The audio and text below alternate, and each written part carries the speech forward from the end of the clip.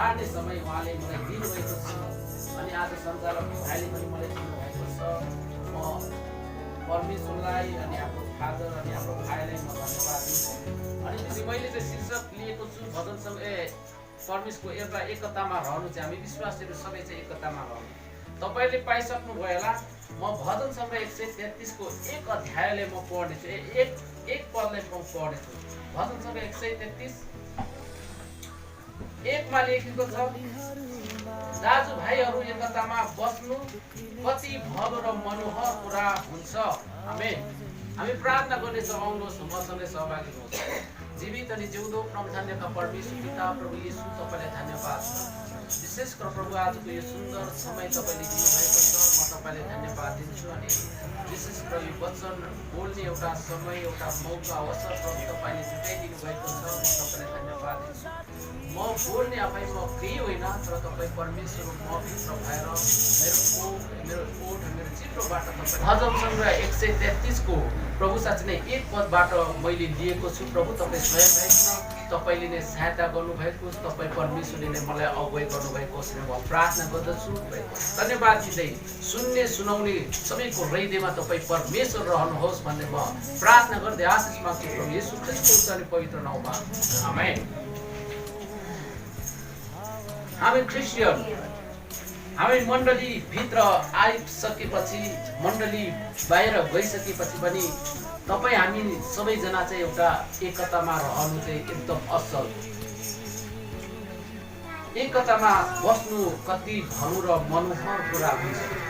किनभने हामी सबै चाहिँ एउटा परमेश्वरको एकतामा रहनु चाहिँ एकदम मनोहर र एकदम असल कुरा छ। मण्डलीमा एउटा दौड खम्बा हामी सबै बन्न सक्छौँ। किनभने तपाईँ र म चाहिँ परमेश्वरको एकतामा रहेर हामी बस्नु पर्दछ। हामी यदि एकतामा रहेनौँ भने मण्डलीमा हरेक किसिमको समस्याहरू आउन सक्छ। त्यसैले गर्दा त्यो समस्याहरूलाई आउन नदिनुको निम्ति चाहिँ तपाईँ र म चाहिँ एक भएर परमेश्वरमा सदैव हामी लागिरहनु पर्दछ। हरेक समय हरेक सेकेन्ड परमेश्वरको नजिकतामा रहेर परमेश्वरसँग चाहिँ परमेश्वरको एउटा डर भय मानेर चाहिँ हामी परमेश्वरको एकतामा हामी रहनु पर्दछ।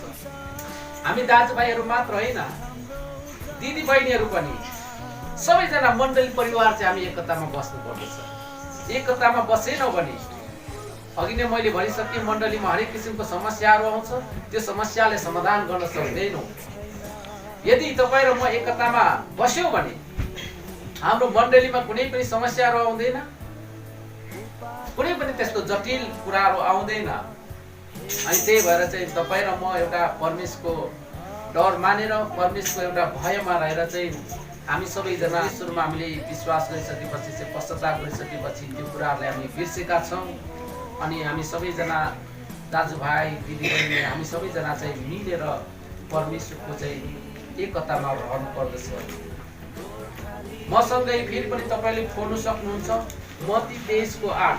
तर तिमीहरूलाई कसैले गुरुजु नभनोस्, किनकि तिमीहरूका शिक्षक एउटै हुनुहुन्छ र तिमीहरू चाहिँ सबै दाजुभाइ हौ। आमेन। यहाँ चाहिँ विशेष गरेर प्रभु येशू ख्रीष्टले शास्त्री र फरिसीहरूलाई चाहिँ भन्नुभएको कुराहरू हामी यहाँ पाउँदछौँ।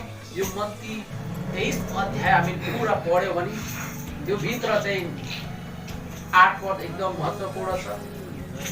हामी त्यो सदुकी त्यो फरिसीहरू जस्तो होइन, हामी चाहिँ एउटा परमेश्वरको सन्तान भएको कारणले गर्दाखेरि चाहिँ हामी सबैजना मण्डली परिवार हौँ, दाजुभाइ हौँ, दिदी बहिनी हौँ। हामी सबैजना चाहिँ मिलापमा अनि परमेश्वरको एकतामा बस्नु पर्दछ।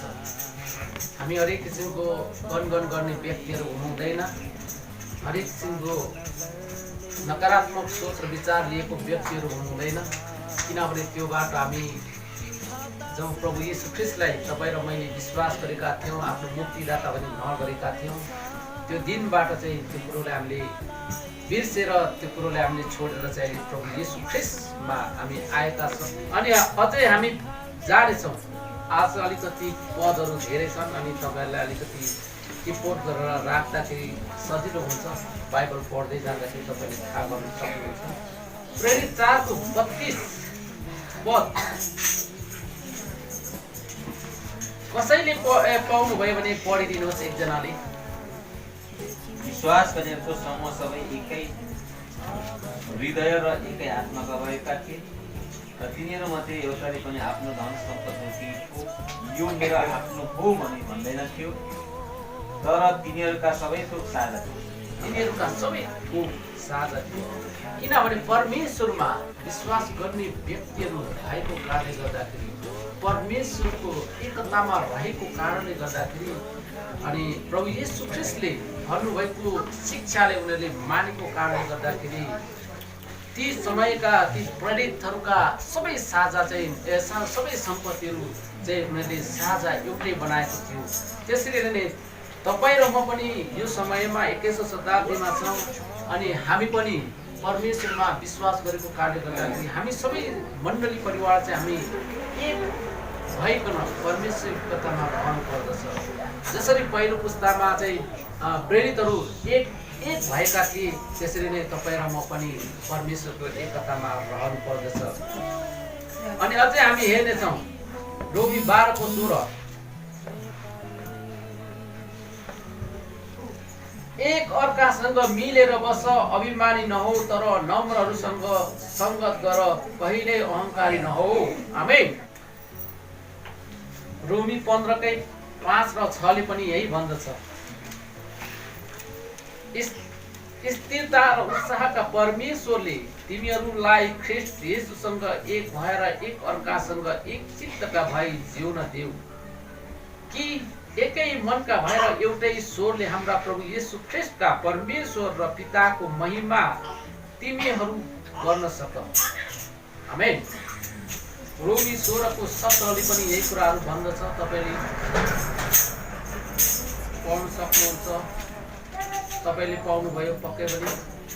म अलिक छिटो भनिराखेको छु, तपाईले टिप्नु भयो भने एकदम असल हुन्छ।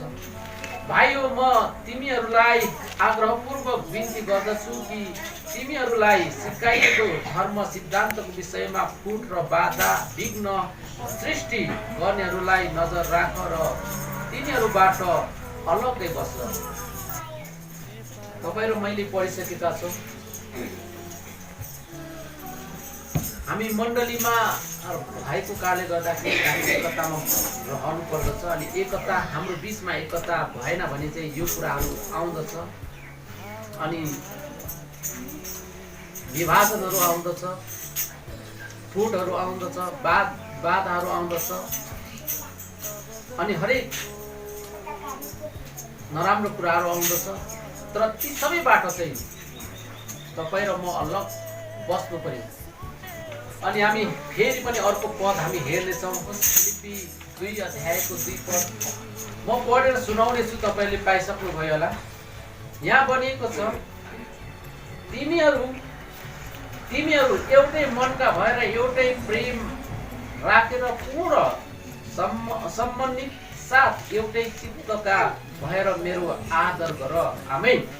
हामी सबै चाहिँ एउटै मनका भएर चाहिँ एउटै प्रेम राखेर चाहिँ पूर्ण सम्मति साथ एउटै चित्तका भएर मेरो आदर पुरा गर भनेर चाहिँ आनन्द पुरा गर भनेर चाहिँ परमेश्वरले भन्नुभएको छ। हामी मण्डली परिवारलाई चाहिँ यो कुरा उहाँले आग्रह गर्नुभएको छ। उहाँको प्रेममा रहेर अनि उहाँको एकतामा रहेर चाहिँ हामीले परमेश्वरलाई आदर गर्नु पर्दो रहेछ, परमेश्वरलाई महिमा गर्नु पर्दो रहेछ भन्ने कुरा चाहिँ हामी यहाँ हामी थाहा गर्दछौँ। आनन्द पुरा गर होइन। यदि तपाईँ र म एक भयो भने अनि एक भएर हामी अघि बढ्यौँ भने परमेश्वर चाहिँ हामीबाट आनन्दित हुन्छ।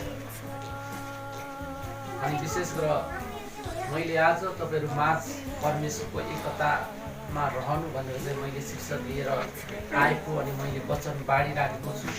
अनि तपाईँलाई बोर पनि लागिसक्यो होला, समय त खासै मैले धेरै लिएको छु जस्तो लागिराखेको छैन।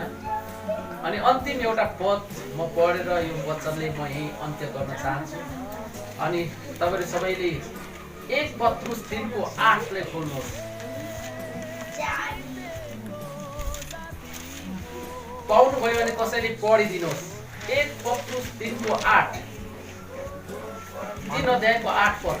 अन्त्यमा तिमीहरू सबैमा आत्मता राख, एउटाले अर्कोलाई सहानुभूति देखाऊ, मातृ प्रेम गर, कोमल हृदयका हौ र नम्र मनका हो। आमेन।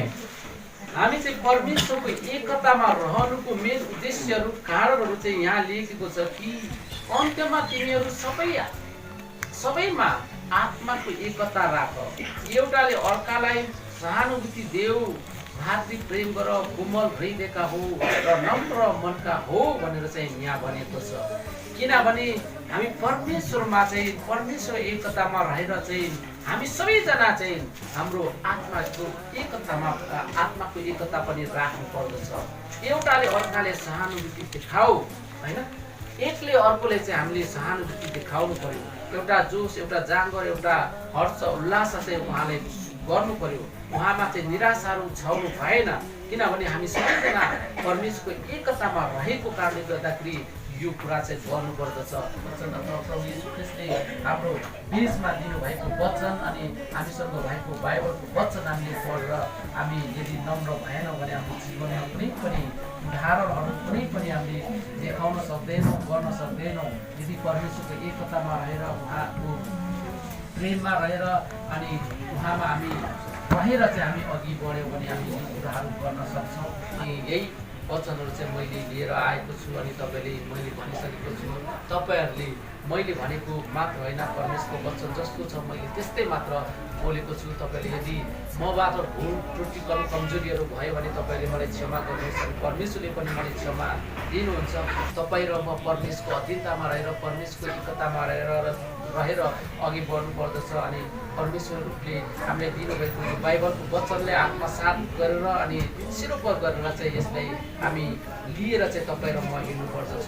अनि मात्र परमेश्वरको एकतामा हामी रहन सक्छौँ अनि परमेश्वरको एकतामा रहेर हामीले असल कामहरू गर्न सक्छौँ अनि परमेश्वरले दिनुभएको हाम्रो जीवनमा उहाँको योजनाहरू हामी पुरा गर्न सक्छौँ।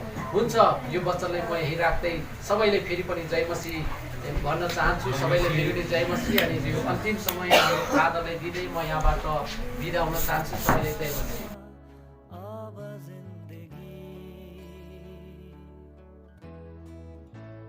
गल्लीहरूमा